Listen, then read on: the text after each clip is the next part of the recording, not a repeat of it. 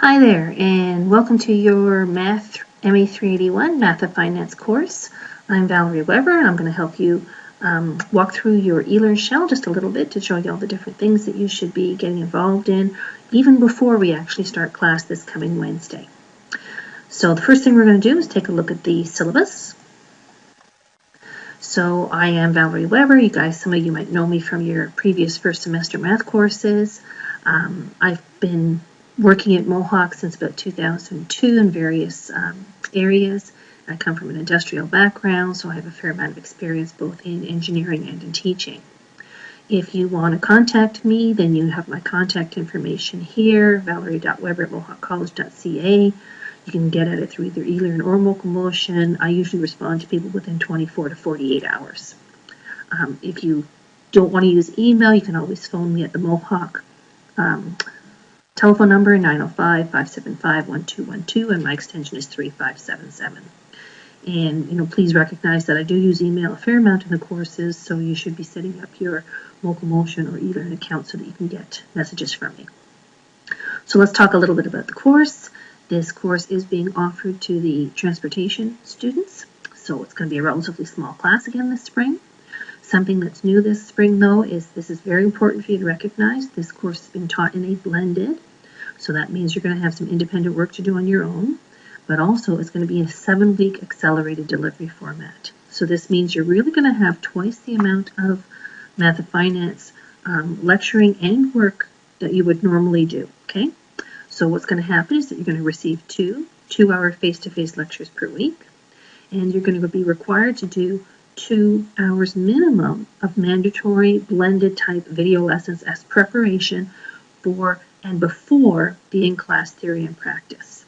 Now, keep in mind, if you don't do this work, it is going to be worth some marks. You won't be prepared for classes, so you're quickly going to find that you're going to be falling behind in the course.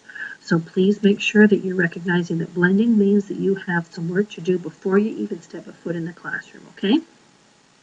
In addition to this blended work, you're also going to be having to do your, basically standard 4 to 6 hours a week per homework. Remember, this is double the amount of regular homework because we are in an accelerated format. Again, if you don't put in this time as an investment, you're going to hurt yourself and possibly adversely affect your resulting outcome, okay? Now we'll go through the actual course outline and learning plan and gradebook in just a few minutes, so we'll skip over that. Something important you need to know, here's our textbook, The Mathematics Business of Finance. We have a widget on our home page that we'll go through about that in just a few more minutes. There's some courseware associated with that. Again, we'll look at that in a couple minutes. And for a calculator for the course, you can use your Sharp 516 that you should have had from previous semester. And we're also this semester going to lend you a Texas Instrument Professional Business Calculator. Now it is being lent to you. We're going to ask you to sign a lending contract, and you do need to return it at the end of your final exam, okay? And please make sure that you do get that back to us, because if you don't get it back to us, your mark will be withheld until you return it, all right? Standard course policy here is that if you're sick and if this illness is affecting maybe an assignment submission or a test writing, you need to contact me hopefully before the end of the test or the assignment deadline. Get me a doctor's note, and once I see the note, we can sit down and discuss the things. We can discuss, extensions of assignments and alternate test arrangements, okay? There's a number of corporate policies that we have, and again, here's a link to all of them. And just as a brief listing, they cover anything from academic accommodations to appeals to honesty to accessibility, copyright, etc. So make sure you're aware of all these different items. Now, this program, as we said, is being offered to the School of Engineering Technology and the transportation students. So here's the official course outline for the college. And if you scan through this, you can see there's our supplies again. And you can go through and see all the different types of things. Here's our major topics. And here's some of the different learning outcome and employability skills. Okay, so if you're interested, you can go back and take a look at that. The course learning plan, this is a bit more detail. Again, I have a reiteration of the fact that it is being offered blended and in a 7-week accelerated delivery format, so make sure you are reading this. This is a detailed listing of the actual module topics, the textbook references, and it also lists the lesson videos that are on our system, which I'll go through in a few minutes, and the associated assignments.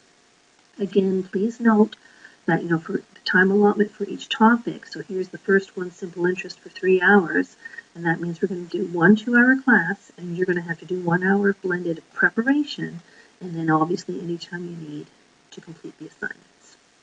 So again, please make sure that you're scrolling through all this. We do have a fair amount of topics to cover in here, so ensure that you're aware of everything we need to do.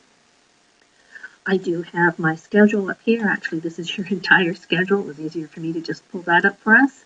You'll notice I put my office hours on the days that we do have classes.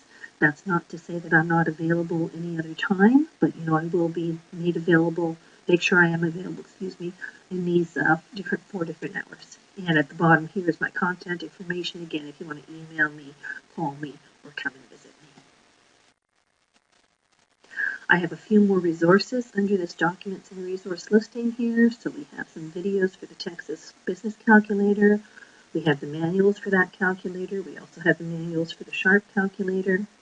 The publisher has provided us with the text solution manual for the odd numbered questions only.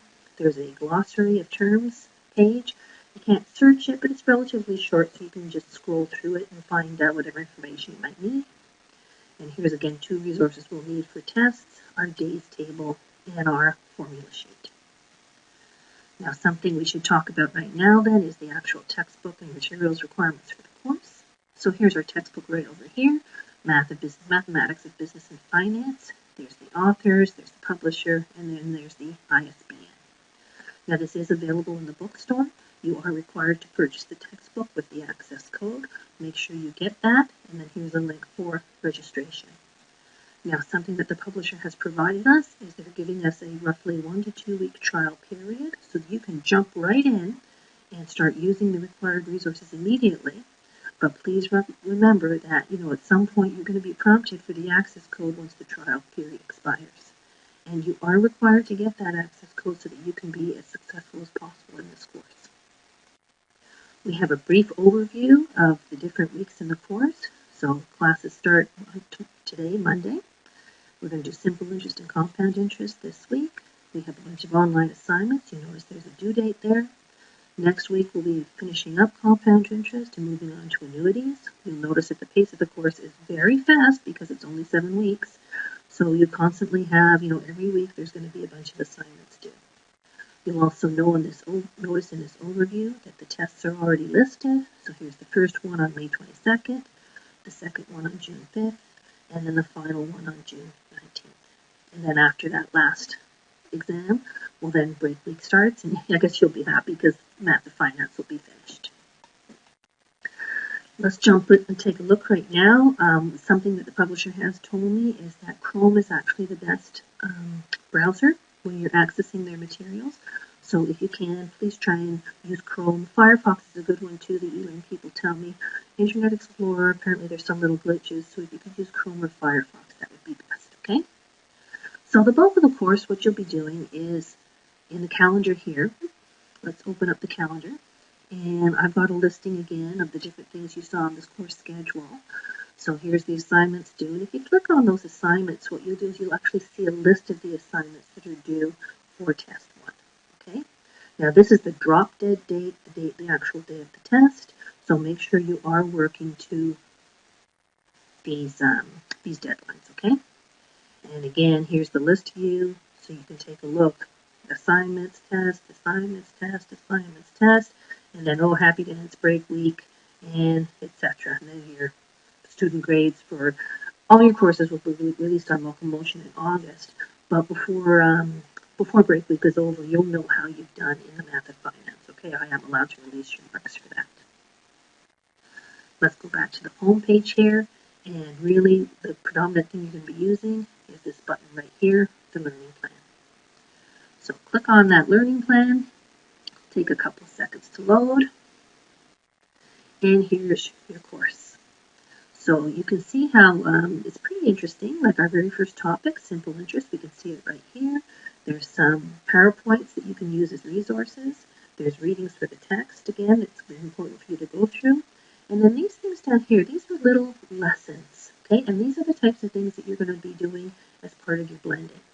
And one of the nice things about this is that you can see that there's a completion or a percent progress to try and help you stay on track with this.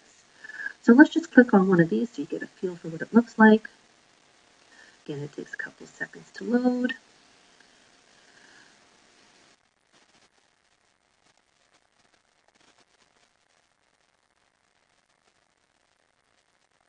So I'm just going to pause on that for now, simply because I want to make sure that, we don't spend all our time here looking through your videos. But that's what you're going to want to do. Click back on the course so we can come back to that page. And as you progress through this, they are interactive, so you're not just sitting there and watching them. You actually have to do some things, so you're going to want your calculator beside you. But these are the lessons that you're going to have to do before you actually come into class. So for our first class on Wednesday, you actually need to go through all the simple interest videos. So that's all of these ones here. And there's another one here for applications of simple interest. And then there's just some readings for the demand loans. Okay, so make sure you have all of those done for this Wednesday. Additionally, because we have classes back to back, for Thursday, you're going to have all these videos here, the first 5 or so, of compound interest done before Thursday's class. Now don't freak out, they've timed it out, and it should roughly take you an hour to go through the simple interest ones, and maybe just under an hour to go through the compound interest ones. But please make sure you're doing these, because if you don't, there's going to be some major problems. Now again, you'll see here, if I come down to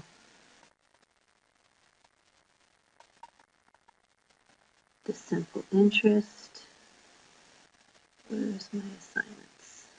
Oh, here they are. Here's the assignment. So here's the end of